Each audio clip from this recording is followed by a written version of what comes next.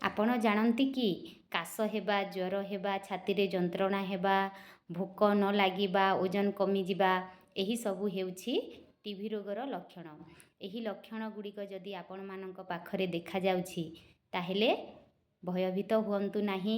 ନିକଟସ୍ଥ ସ୍ୱାସ୍ଥ୍ୟକେନ୍ଦ୍ରକୁ ଯାଇକି ନିଜର କଫ ପରୀକ୍ଷା କରେଇ ନିଅନ୍ତୁ କିମ୍ବା ଆପଣଙ୍କ ଗାଁରେ ଥିବା ଆଶା ଦିଦିଙ୍କ ମାଧ୍ୟମରେ ନିଜର କଫ ପରୀକ୍ଷା କରେଇ ନିଅନ୍ତୁ।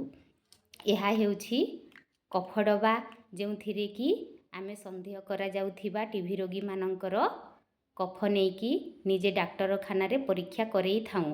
ପ୍ରତି ମାସରେ ଆମେ 5 ଜଣଙ୍କର କଫ ନେଇ ପରୀକ୍ଷା କରେଇଥାଉଁ। ତେଣୁ ସମସ୍ତଙ୍କୁ ଅନୁରୋଧ, ଯେଉଁମାନଙ୍କର ଏହିସବୁ ଲକ୍ଷଣ ଦେଖାଯାଉଛି ସେମାନେ ନିଜର ଆଶା ଦିଦିଙ୍କ ମାଧ୍ୟମରେ କିମ୍ବା ନିଜେ ଯାଇକି ଡାକ୍ତରଖାନାରେ କଫ ପରୀକ୍ଷା କରାନ୍ତୁ।